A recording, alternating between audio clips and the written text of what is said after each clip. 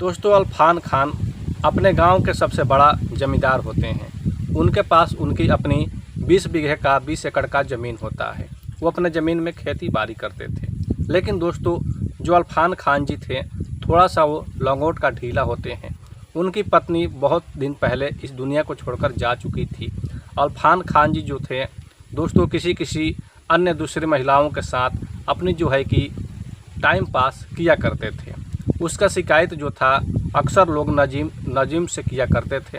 जो नजीम था उनका लड़का था। शाम के समय में कोई भी गांव के लोग जब आते तो कहते कि नजीम तुम्हारा पिताजी बहुत गलत काम कर रहे हैं, तुम उन्हें समझा दो। दोस्तों जो नजीम है जब अपने पिताजी के पास समझाने के लिए जाता तो उसके पिताजी इसके ऊपर ही झड़प पड़ते थे। लेकिन दोस्तों जो नजीम है एक दिन अपने गांव को छोड़ देता है और अपनी पत्नी के साथ शहर चला जाता है। इधर जो अल्फान खान जी रहते हैं तो सोचने लगते हैं कि हमारे पास इतना 20 बीघे का 20 एकड़ का ज़मीन है, आखिर यह ज़मीन रहकर क्या होगा जबकि मैं खुद से खाना अपना बनाऊं और अपना कपड़ा खुद से धोऊंगा। तो दोस्तों अल्फान खान जी एक गांव की ही जो महिला थी, थोड़ा सा जो महिला थी उसकी चाल चलन ठीक नहीं होती है। वो महिला दोस्तों बहुत से लोगों के साथ टाइम पास करती थी। जो भी लोग पैसे देते थे उसके साथ वो टाइम पास किया करती थी। अल्फान खान जी उसी को अपने घर पर रख लेते हैं खाना बनाने के लिए। अब दोस्तों जो महिला होती है अल्फान खान जी से बहुत से डिमांड करने लगती है। कहते हैं कि आपका जो 1 एकड़ का वो ज़मीन है पीछे वाला वो हमारे नाम कर दीजिए। इसी तरीके से अल्फान खान जी अपना 1 एकड़ का ज़मीन भी गंवा बैठते हैं। गांव के लोगों को जब भनक मिलती है तो गांव के लोग तुरंत नजीम को सूचित करते हैं। नजीम को जैसे ही पता लगता है कि हमारे पिताजी जो हैं गांव पर जो भी खेत वगैरह है सारा कुछ उसे बेचने का काम कर रहे हैं, यानी कि किसी दूसरे को देने का काम कर रहे हैं, तो नजीम जो होता है दोस्तों गांव पर आता है और अपने पिताजी से रिक्वेस्ट करता है कि पिताजी आप हमारे साथ चलिए शहर और वहीं पर आप रहिएगा, मैं आपको बहुत अच्छी तरीके से खातिर भाव करूँगा और इज्जत और सम्मान के साथ रखूँगा। लेकिन दोस्तों यहाँ पर अल्फान खान जी तो अपने बेटे के साथ चले जाते हैं। जो बेटा था दोस्तों जब पिताजी को लेकर के शहर जाता है तो अपनी पत्नी से कहता है कि तुम पिताजी का बहुत अच्छी तरीके से ख्याल रखना, थोड़ा मैं 2 दिन के लिए घर से हमें बाहर जाना पड़ेगा, क्योंकि बिजनेस के सिलसिले में अक्सर बाहर वो लड़का जो नजीम था वो जाता ही था। अब दोस्तों जो इधर अल्फान खान थे वो सारा बात सुन लेते हैं कि हमारा बेटा जो है 2 दिन के लिए बाहर जाने वाला है। अब दोस्तों अल्फान खान जो होता है कुछ ऐसा कदम उठाता है जिससे दोस्तों आप लोग भी जान करके बेहद हैरान हो जाएंगे, परेशान हो जाएंगे। दोस्तों आप लोग भी जब सुनेंगे तो समझ में आएगा कि आज के दौर में कलयुग के युग में किसी पर विश्वास करने का लायक नहीं है, क्योंकि दोस्तों बहुत से लोग एक जैसे नहीं होते हैं। बहुत से लोग दोस्तों कोई और माइंड का होता है, कोई और माइंड का होता है। हर एक महिलाएं एक किस्म की नहीं होती है, हर एक पुरुष एक किस्म के नहीं होते हैं। तो दोस्तों ये है कुछ ऐसी कहानी। तो चलिए हम लोग दोस्तों इस कहानी को पूरे ही विस्तार पूर्वक जानने वाले हैं कि आखिर जो अल्फान खान है इसके आगे कौन सा वहाँ पर ऐसा कदम उठाते हैं, कौन सी घटना का अंजाम देते हैं। दोस्तों कहानी बहुत ही इंटरेस्टिंग होने वाली है। आप लोग चैनल पर नए दर्शक बंधु बनकर आए हैं तो चैनल को सब्सक्राइब कर दीजिएगा और कहानी दोस्तों अच्छी लगी तो वीडियो को एक लाइक अवश्य करिएगा। दोस्तों नमस्कार, प्रणाम। चलिए हम लोग कहानी को बहुत ही अच्छी तरीके से और विस्तार से जानने का प्रयास करते हैं। दोस्तों एक गांव पड़ता है खड़गपुर, छोटा सा गांव खड़गपुर। उसी खड़गपुर गांव के रहने वाले अल्फान खान जी, जो कि दोस्तों उनके नाम से 5 से 10 किलोमीटर आगे पीछे जो लोग थे गांव का पहचानते थे कि अल्फान खान जी जो हैं वो खड़गपुर का एक बहुत बड़ा जमींदार है, क्योंकि उनके पास जितना खेत था उतना खेत किसी के पास नहीं था। अल्फान खान जी अक्सर अपने खेतों में मजदूर लगाकर काम कराया करते थे। दोस्तों अल्फान खान जी का एक लड़का था जिसका नाम नजीम होता है।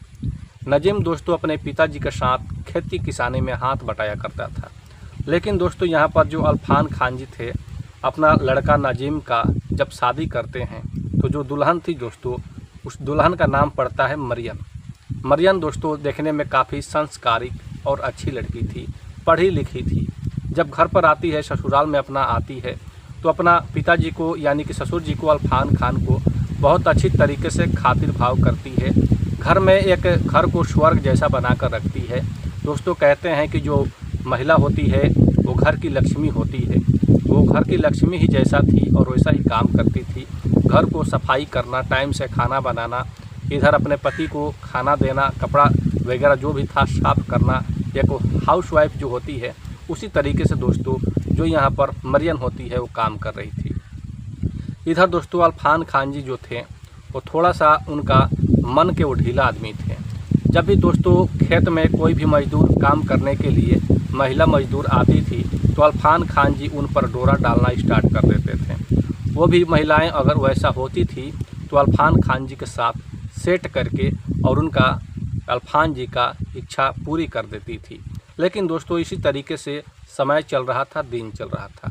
गांव के लोग जब देखते थे कि अल्फान खान जी किसी दूसरी गैर औरत के साथ अपना वक्त बिता रहे हैं तो वो लोग नजीम से शिकायत करते थे कि तुम्हारे पिताजी इस तरीके से चाल चल रहे हैं, उनका रहन सहन ठीक नहीं है, तुम अपने पिताजी को सही तरीक़े से समझा दो कि सही रास्ते पर वो चलें। अब दोस्तों नजीम जो है अपने पिताजी को अल्फान खान को अक्सर डांटा करता था, कहता था पिताजी आपकी उम्र जो है काफ़ी हो चुकी है, आप क्यों इस तरह का गलत काम करते हैं। अब दोस्तों अल्फान खान जी भी कहते नजीम से कि तुम तो जानते ही हो कि तो हमारी जो पत्नी थी बहुत दिन पहले चल बसी, क्या हमारी भी इच्छा नहीं होती है। अब दोस्तों नजीम जो होता है अपने पिताजी से उस दिन काफ़ी झगड़ता है। इसी तरीके से दोस्तों 2 से 3 महीने का वक्त निकल जाता है। अब नजीम भी दोस्तों काफ़ी परेशान हो चुका था। नजीम की जो पत्नी थी मरियम वो भी अपने पति यानी नजीम से एक दिन कहती है कि पिताजी का थोड़ा सा जो नज़र है वो ठीक नहीं है, क्योंकि उनका नज़र देखने में ही हमें डर लगता है। अब दोस्तों जो नजीम है वो अपने पिताजी से एक दिन फिर से हाथापाई और झगड़ा भी कर लेता है। कहता है कि पिताजी आप नहीं अगर सुधरेंगे तो हमें ही यहाँ से हटना पड़ेगा, जितना भी संपत्ति है इसमें से हमें आप आधा बांट कर दे दीजिए। अब यहाँ पर अल्फान खान जो होते हैं वो अपने बात पर अड़ जाते हैं और कहते हैं कि जितनी भी संपत्ति है हम इसमें से तुम्हें एक टुकड़ा भी नहीं देने वाले हैं। अब दोस्तों यहाँ पर नजीम जो होता है गांव के बहुत से पंचायत बुलाता है, मुखिया को बुलाता है, जो भी लोग होते हैं उनको इकट्ठा करता है और एक पंचायत बैठाई जाती है। उस पंचायत में अल्फान खान जी अपने बात से थोड़ा सा भी डगने वाले नहीं थे। वो कहते थे कि बेटा जो है उसको हमारे मरने के बाद ही कुछ मिलेगा, जब तक मैं जीवित हूँ हमारे धन या प्रॉपर्टी में से एक भी हिस्सा इसे मिलने वाला नहीं है। अब दोस्तों पंचायत के दबाव करने के बाद, अल्फान खान को डांटने के बाद अल्फान खान से सभी लोग कहने लगे कि देखिए आपका लड़का जो है अब लड़का नहीं बल्कि अब एक जिम्मेवार आदमी बन चुका है, उसकी पत्नी है, उसका परिवार है, उसका तो हिस्सा आपको देना ही पड़ेगा। लेकिन अल्फान खान कहीं डगने वाला नहीं था। अल्फान खान कहता है कि चाहे जो भी कुछ करे लेकिन मैं तो अपने संपत्ति में से जीते जी नहीं दे सकता हूँ। इधर दोस्तों गांव के बहुत से लोग रिक्वेस्ट करते हैं, जिसके बाद दोस्तों अल्फान खान जो होता है मात्र 2 लाख रुपए कैश जो होता है इस नजीन को देता है। अब दोस्तों जो नजीन होता है अपनी पत्नी मरियम के साथ शहर चला जाता है। वही 2 से 2.5 लाख रुपए में दोस्तों जो नजीन होता है शहर में एक अपना अच्छा सा कपड़े का दुकान खोलता है। उसी दुकान से दोस्तों 2 पैसे का आमदनी करता और एक अपने परिवार का पालन पोषण किया करता था। इधर अल्फान खान जी दोस्तों अपने घर में अपने गांव में अकेला पड़ जाते हैं। अल्फान खान जी सोचने लगते हैं कि अब जो खाना है हमें खुद से बनाना पड़ेगा। अब इधर अल्फान खान एक दिन दोस्तों सुबह में खेत में अपने टहलने के लिए जा रहे थे, तभी दोस्तों उसी रास्ते से एक महिला आ रही थी जो कि उसका दोस्तों चरित्र का ठीक नहीं थी महिला। अब वो महिला को जब वो अल्फान खान देखते हैं तो अपने मन में सोचने लगते हैं कि हमारे लिए यही परफेक्ट है। अब दोस्तों जो महिला थी उसका पति नहीं थे और जो महिला थी किसी अमीर आदमी के साथ पीछा लग जाती थी और उनकी इच्छाओं को पूरी करके उनसे पैसे ले लेती थी, तो किसी से वो ज़मीन भी लिखवा लेती थी। इधर अल्फान खान उस महिला से कहते हैं इतनी सुबह सुबह तुम कहाँ जा रही है। दोस्तों जो महिला थी वो कहती है कि मालिक मैं जा रही हूँ मजदूरी करने के लिए। वैसे जैसे ही 10 बजता है तो पूरा धूप निकल आता है, इसीलिए हम लोगों ने सुबह में जाते हैं और 10 बजते बजते हम लोग अपना घर पर काम करके चले आते हैं। अल्फान खान जी कहते हैं जाओ आज तुम काम कर लो, लेकिन हमारा भी एक काम है, तुम कर सकती हो। तो यहाँ पर दोस्तों जो महिला थी उसका नाम फुलवंती पड़ता है। फुलवंती कहती है कि बोलिए आपका काम नहीं करूँगी तो किसका काम करूँगी, आप पूरे गांव का मालिक हैं, आप गांव का ज़मींदार आदमी हैं। अब दोस्तों अल्फान खान कहते हैं कि देखो हमारे पास तो कुछ ज़्यादा काम नहीं है, हमारे घर पर प्रतिदिन तुम्हें खाना बनाना पड़ेगा, हमारा जो कपड़े हैं उसे साफ़ करना पड़ेगा और थोड़ा सा घर में साफ़ सफाई का काम करना है, यही रोज़ का हमारा काम है। यहाँ पर दोस्तों जो फुलवंती थी वो मन में सोचने लगती है कि वाकई में आज हमें मौका मिल ही गया अल्फान खान को ऐंठने के लिए। फुलवंती कहती है ठीक है मालिक, मैं आपके घर पर कल से काम करने के लिए चली आऊँगी। अब दोस्तों अल्फान खान जी अपने खेत की तरफ घूमने के लिए चले जाते हैं। दोस्तों एक दिन का वक्त जो समय था बीत जाता है। जैसे ही सुबह होता है तो अल्फान खान के घर पर जो फुलवंती रहती है वो चली आती है तो अल्फान खान जी उस समय दोस्तों अपने बरामदे में बैठ कर के अखबार पढ़ रहे थे। फुलवंती कहती है कि मालिक चलिए बताइए क्या काम करना है, कहाँ पर किचन है, क्या सामान है। अब दोस्तों अल्फान खान इधर फुलवंती को लेकर के जाते हैं किचन में, सारा सामान दिखाते हैं। उसके बाद दोस्तों उसे सफाई करने के लिए बता देते हैं, इधर उधर थोड़ा जो है झाड़ू लगा देना है। फुलवंती सारे बातों को समझ लेती है। अल्फान खान जी कहते हैं कि फुलवंती जब तक मैं आ रहा हूँ खेत से घूम करके। अल्फान खान जी अपने खेत की तरफ घूमने के लिए निकल पड़ते हैं। अब दोस्तों अल्फान खान के मन में आ जाता है कि बहुत दिन हो गए शराब पिए हुआ, क्यों ना आज शराब पी लिया जाए। वैसे भी फुलवंती घर पर है, हमारी इच्छाओं को पूरी भी कर देगी। अल्फान खान दोस्तों चले जाते हैं शराब के ठेके पर।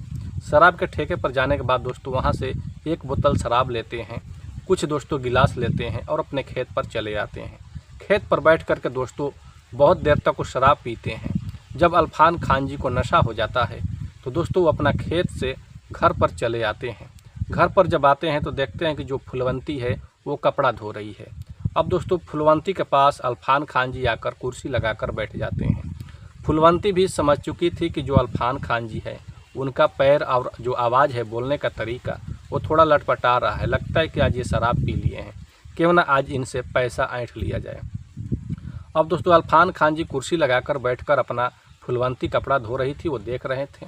फुलवंती दोस्तों जानबूझकर अपना जो साड़ी का पल्लू होता है वो नीचे कर देती है, जिससे दोस्तों फुलवंती का जो स्तन होते हैं काफ़ी दिखने लगते हैं। अल्फान खान जी कहते हैं फुलवंती आज तुम हमारी इच्छाओं को पूरी कर दो। अब दोस्तों यहाँ पर फुलवंती कहती है कि मालिक आज हमें आप 10,000 रुपये दे दीजिए, क्योंकि हमारी ज़रूरी काम है। दोस्तों यहाँ पर अल्फान खान जी कहते हैं फुलवंती तुम्हारे लिए 10,000 क्या, मैं तुम्हारे लिए 20,000 भी देने के लिए तैयार हूँ, लेकिन आज मेरी इच्छाओं को तुम पूरी कर दो।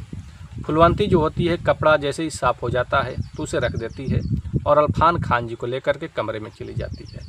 फुलवंती अब अल्फान खान जी को इच्छाओं को पूरी कर देती है। अल्फान खान जी जो होते हैं अपने अलमारी से 10,000 रुपये का बंडल निकाल करके और फुलवंती के हाथों में दे देते हैं। फुलवंती दोस्तों खुशी से वो अपने घर चली जाती है। एक दिन का वाक़या दोस्तों ऐसा होता है कि जो फुलवंती थी, अल्फान खान जब डिमांड करने लगते हैं कि आज भी हमारी इच्छाओं को पूरी कर दो, तो जो फुलवंती होती है कहती है कि मालिक मैं तो आपके अरमान को, सारा अरमान मैं आपका पूरा कर दूंगी, बस आप हमारा अरमान पूरा करिए और मैं आपका अरमान पूरा करूंगी। आपका जो गांव के पीछे वाला जो खेत है 10 कट्ठा का, वो हमारे नाम कर दीजिए। अल्फान खान जी दोस्तों इस बात पर भी अड़ जाते हैं और कहते हैं ठीक है चलो मैं 10 कट्ठा तुम्हारे नाम कर देता हूँ, लेकिन तुम हमारी इच्छाओं को पूरी कर देना। अब दोस्तों फुलवंती अल्फान खान को लेकर के एक दिन कोर्ट पहुँचती है। गांव के लोग सभी लोग समझ जाते हैं, जब फुलवंती को और अल्फान खान जी को साथ में देखते हैं तो लोग समझ जाते हैं। गांव का ही एक जो वकील होता है, ज़मीन रजिस्ट्री करने वाला, वो सारा कुछ फार्म तैयार करता है, कागज़ तैयार करता है, ज़मीन का फ़ोटो होता है, सारा कुछ होता है, क्रियाक्रम होता है, कागजी कार्रवाई होता है। तभी दोस्तों गांव के लोगों को भनक मिल जाती है, जो अल्फान खान जी हैं अपना जो गांव के नज़दीक वाला 10 कट्ठे का ज़मीन है वो इस फुलवंती महिला का नाम करने वाले हैं। उसी समय दोस्तों गांव के लोग नजीम के पास फ़ोन कर देते हैं और कहते हैं कि तुम्हारा जो पिताजी हैं वो एक गांव की गैर जो महिला है, जो कि बहुत ही उसके पति के जाने के बाद वह महिला बहुत से अमीर लोगों को अपने जाल में फंसा करके उनसे पैसे या सोना या चाहे जो कुछ भी मिले वो ऐंठती है, और आज तुम्हारे पिताजी भी उसके जाल में फंस चुके हैं और तुम्हारे पिताजी से 10 कट्ठा ज़मीन वो अपने नाम कराने जा रही है। अब दोस्तों जो नजीन होता है तुरंत अपने शहर से गांव पर आता है, डायरेक्ट दोस्तों कोर्ट पहुंचता है और कोर्ट पहुंचने के बाद एक FIR दर्ज कराता है कि हमारे पिताजी जो हैं बिना हमारी जानकारी के जो ज़मीन है वो बेचने का काम कर रहे हैं। अब दोस्तों यहाँ पर अल्फान खान जी का सारा कागजी कार्रवाई वहाँ पर रद्द किया जाता है और फिर उसके बाद अल्फान खान जी को नजीन जो है लेकर घर पर चला आता है। कहता है पिताजी आप क्या कर रहे हैं, लगता है कि आप पागल हो गए हैं। अल्फान खान कहते हैं कि हम अपनी इच्छाओं को पूरी करने के लिए हर वो काम कर सकता हूँ, लेकिन दोस्तों नजीन कहता है कि पिताजी आप शहर चलिए हमारे साथ, मैं आपका शादी करा दूंगा, आपके जैसे महिला देख करके मैं शादी करा दूंगा, आप पूरे जीवन में खुश रहिएगा। दोस्तों नजीम जो है अल्फान खान को लेकर के शहर चला जाता है। शहर तो जाता है, अपनी पत्नी से कहता है कि हमारे पिताजी को तुम अच्छी तरीके से ख्याल रखना, टाइम से इन्हें खाना दे देना, किसी चीज़ का कमी मत होने देना। दोस्तों जो मरियम थी वो भी काफ़ी अल्फान खान जी को सेवा करती थी, खातिर भाव करती थी। लेकिन दोस्तों नजीम को एक दिन बिजनेस जो था कपड़ा का, वो बिजनेस के वास्ते उसे बाहर जाना पड़ता है। इधर नजीम अपनी पत्नी मरियम से कहता है कि हमें 2 दिन के लिए बाहर जाना है, तुम पिताजी का अच्छी तरीके से ख्याल रखना, रात के समय में उन्हें खाना दे देना, वो खा लेंगे, उसके बाद तुम भी खाकर अपने कमरे में सो जाना। रात के समय में कोई भी दरवाज़ा खोलने को बोले तो तुम दरवाज़ा मत खोलना। अब दोस्तों मरियम को इतना समझा करके नजीम जो है अपने घर से निकल जाता है। इधर अल्फान खान अपना कान लगा करके सारा बात सुन ही रहा था। दोस्तों अब जैसे ही जो नजीम होता है वो अपने बिजनेस के वास्ते चला जाता है, तो यहाँ पर अल्फान खान दोस्तों शाम के समय में जो उनकी बहू थी खाना निकाल कर देती है। अल्फान खान तो खाना खाता है, खाकर अपने कमरे में चला जाता है सोने के लिए। दोस्तों सोने के लिए चला जाता है, जैसे ही टाइम 11 बजता है रात, तो मरियम अपने कमरे में सोई हुई थी। अल्फान खान दोस्तों जा कर के दरवाज़ा बजाने लगता है। मरियम को कुछ समझ नहीं आता कि आखिर इतनी रात को दरवाज़ा कौन बजा रहा है। मरियम उठ करके जाती है, देखती है तो उसके ससुर जी थे अल्फान खान। कहती है पिताजी इतनी रात को क्या ज़रूरत पड़ गई। अब यहाँ पर अल्फान खान जी कहते हैं बहू हमें ज़ोर से प्यास लगी है, थोड़ा 1 गिलास पानी ला देना। बहू जो मरियम थी दोस्तों वो चली जाती है 1 गिलास पानी लाने के लिए। इधर दोस्तों अल्फान खान जो होते हैं वहीं बगल एक टेबल पर चाकू रखा हुआ था, उस चाकू को अपने हाथ में उठा लेते हैं और मरियम के गला पर रख देते हैं और कहते हैं कि मरियम मैं जैसा जैसा बोल रहा हूँ वैसा वैसा तुम्हें आज करना पड़ेगा, वरना हम तुम्हें आज जान से मार देंगे। अब दोस्तों जो मरियम थी वो अपने आप को छुड़ाने का प्रयास करती है, छोड़ने का कहने लगती है, कहती है पिताजी आप रिश्तों का तो कम से कम ख्याल कीजिए। लेकिन अल्फान खान जो होता है दोस्तों इस मरियम को छोड़ने का नाम नहीं लेता और मरियम को लेकर के कमरे में चला जाता है और उसके साथ सारे मर्यादा, सारे इज्जत जो होता है उसको तार तार कर देता है। मरियम काफ़ी रिक्वेस्ट करती रही, काफ़ी छोड़ने का प्रयास करती रही, लेकिन दोस्तों जो अल्फान खान था वो कहीं डरने वाला नहीं था, कहीं छोड़ने वाला नहीं था। अल्फान खान अपनी जो भी करना था काम कर लेता है, उसके बाद अल्फान खान अपने कमरे में चला जाता है। लेकिन दोस्तों इधर मरियम को काफ़ी डरा दिया था, काफ़ी धमका दिया था। अल्फान खान कह दिया था कि जो मैं कर रहा हूँ अगर इसके बारे में तुमने किसी से भी बताया तो मैं सभी लोगों को मार दूंगा, अगर तुम हमारे बेटे से भी बताई तो उसको भी और तुम्हें भी मैं खत्म कर दूंगा। इसलिए मरियम दोस्तों काफ़ी उस दिन डर गई थी। जैसे ही सुबह होता है तो मरियम दोस्तों अपने घर में झाड़ू लगाती है, टाइम से खाना बनाती है और फिर से अल्फान खान जी को खाना खिलाती है। मरियम को क्या पता था, मरियम तो सोची कि हो सकता है कि अल्फान खान ने आज गलती कर दिया, अगला बार से ऐसा गलती नहीं करेगा। वैसे भी दोस्तों मरियम का जो था एक इज्जत होता है। मरियम भी दोस्तों किसी से कहने लायक नहीं थी, क्योंकि उससे किसी से बताने लायक उसके साथ काम ही नहीं हुआ था। मरियम सोचती थी कि क्या करूं, थाना जाऊं, कहाँ जाऊं, लेकिन मरियम सोचती है कि नहीं, पति को आने दो, उसके बाद ही कोई मैं बात बताऊंगी या कोई काम आगे बढ़ाऊंगी। अब दोस्तों यहाँ पर फिर से दूसरा दिन रात हो जाता है। उस दिन भी दोस्तों जो अल्फान खान होता है फिर से दरवाजा पीटने लगता है रात के समय में। लेकिन दोस्तों जो मरियम थी दरवाजा नहीं खोल रही थी, कहते मैं दरवाजा तो आज नहीं खोलूंगी। अल्फान खान कहता है दरवाजा खोल दो वरना मैं आज दरवाजा तोड़ ही दूंगा।